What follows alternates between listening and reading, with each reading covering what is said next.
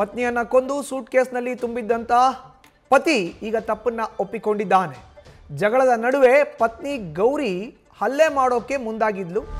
ಈ ವೇಳೆ ನನ್ನನ್ನು ನಾನು ರಕ್ಷಿಸಿಕೊಳ್ಳೋಕ್ಕೋಸ್ಕರ ಆಕೆಯನ್ನ ಕೊಲೆ ಮಾಡಿದ್ದೀನಿ ಅಂತ ಆರೋಪಿ ರಾಕೇಶ್ ಒಪ್ಕೊಂಡಿದ್ದಾನೆ. ಜಗಳದ ನಡುವೆ ಪತ್ನಿ ಗೌರಿ ನನ್ನ ಮೇಲೆ ಹಲ್ಲೆ ಮಾಡೋಕ್ಕೆ ಮುಂದಾಗಿದ್ಲು.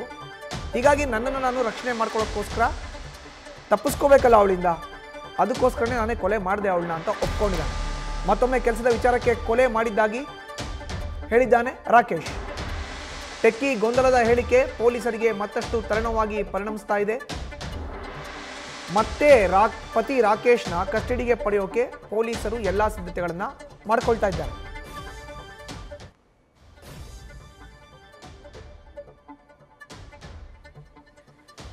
ಇದು ಮಾರ್ಚ್ 26ರಂದು ನಡೆದಿರೋ ಅಂತ ಕೊಲೆ.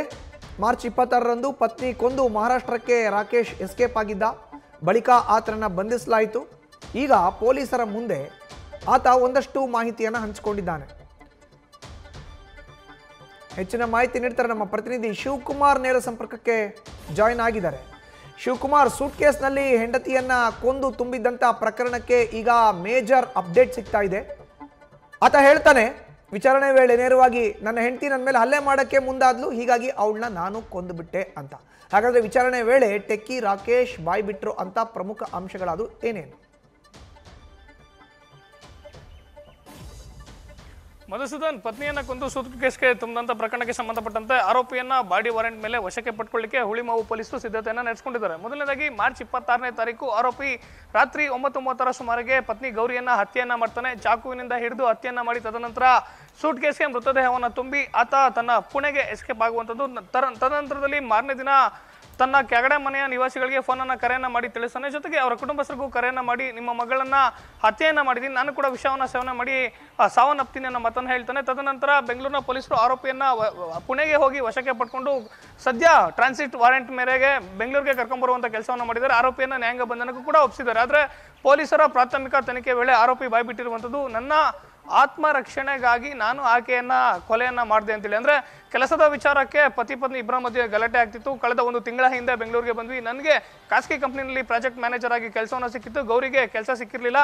ಪುಣೆಯಿಂದ ಕುಟುಂಬಸ್ಥರ ಜೊತೆ ಜಗಳ ಮಾಡಿಕೊಂಡು ಬೆಂಗಳೂರಿಗೆ ಬರ್ಲಿಕ್ಕೆ ಕೂಡ ಗೌರಿನೇ ಕಾರಣ. ಆದ್ರೆ ಬೆಂಗಳೂರಿಗೆ ಬಂದಂತ ನಂತರದಲ್ಲಿ ತನಗೆ ಕೆಲಸ ಸಿಕ್ತಿಲ್ಲ ಅನ್ನೋ ವಿಚಾರಕ್ಕೆ ನನ್ನ ಬಳಿ ಜಗಳವನ್ನ ಮಾಡ್ತಿದ್ಲು. ಅದೇ ರೀತಿ ಮಾರ್ಚ್ 26ನೇ ತಾರೀಕು ಮೊದಲು ಆಕೆನೇ ಚಾಕುವನ್ನ ನನ್ನ ಮೇಲೆ ಎಸೆದ್ಲು. ನಾನು ನನ್ನ ಆತ್ಮರಕ್ಷಣೆಗಾಗಿ ಕೊಲೆಯನ್ನ ಮಾಡಿದೆ ಅಂತೇಳಿ ಆರೋಪಿ ಹೇಳ್ತಿರುವಂಥದ್ದು. ಅಂದ್ರೆ ಆರೋಪಿ ಯಾವ ಉದ್ದೇಶಕ್ಕಾಗಿ ಕೊಲೆಯನ್ನ ಮಾಡಿದೆ ಅಂತ ಕೇಳಿದಂಥ ಸಂದರ್ಭದಲ್ಲಿ ಪ್ರಾಥಮಿಕ ತನಿಖೆ ವೇಳೆ ಮೊದಲಿಗೆ ಆರೋಪಿ ಪುಣೆ ಪೊಲೀಸರ ಮುಂದೆ ಬಾಯ್ಬಿಟ್ಟಿರುವಂಥದ್ದು ನನ್ನ ಆತ್ಮರಕ್ಷಣೆಗಾಗಿ ನಾನು ಕೊಲೆಯನ್ನ ಮಾಡಿದೆ ಅಂತೇಳಿ ಅಲ್ಲಿ ಹೇಳಿದ್ರೆ, ಬೆಂಗಳೂರು ಪೊಲೀಸರ ವಿಚಾರಣೆ ವೇಳೆಯಲ್ಲಿ ಕೆಲಸದ ವಿಚಾರಕ್ಕೆ ಜಗಳ ಆಯಿತು, ಮಾತಿಗೆ ಮಾತು ಬೆಳೆದು ಆಕೆಯನ್ನು ಹತ್ಯೆ ಮಾಡಿದೆ ಅಂತ ಹೇಳಿರುವಂಥದ್ದು. ಅಂದ್ರೆ ಪುಣೆ ಪೊಲೀಸರ ಮುಂದೆ ಕೊಟ್ಟಿರುವಂಥ ಸ್ಟೇಟ್ಮೆಂಟ್ಗೂ ಬೆಂಗಳೂರಿನ ಹುಳಿಮಾವು ಪೊಲೀಸರ ಮುಂದೆ ಕೊಟ್ಟಿರುವಂಥ ಸ್ಟೇಟ್ಮೆಂಟ್ಗೂ ಬೇರೆ ಬೇರೆ ವ್ಯತ್ಯಾಸಗಳು ಕಂಡು ಬಂದಿರೋದ್ರ ಹಿನ್ನೆಲೆಯಲ್ಲಿ ಕೊಲೆಗೆ ಅಸಲಿ ಕಾರಣ ಏನು, ಜೊತೆಗೆ ಕೊಲೆ ನಡೆದಂತ ಘಟನಾ ಸ್ಥಳ ಏನಿದೆ ಅಲ್ಲಿ ಆರೋಪಿಯನ್ನ ಕರ್ಕೊಂಡೋಗಿ ಮಾಜರ್ ಮಾಡುವಂತ ಸಾಧ್ಯತೆ ಇರೋದು ಹಿನ್ನೆಲೆಯಲ್ಲಿ ಸದ್ಯ ಆರೋಪಿಯನ್ನ 4 ರಿಂದ 5 ದಿನಗಳ ಕಾಲ ಕಸ್ಟಡಿಗೆ ಪಡ್ಕೊಳ್ಳಿಕ್ಕೆ ಸದ್ಯ ಬೆಂಗಳೂರಿನ ಹುಳಿಮಾವು ಪೊಲೀಸರು ಸಿದ್ಧತೆಯನ್ನು ಮಾಡಿಕೊಂಡಿರುವಂತದ್ದು.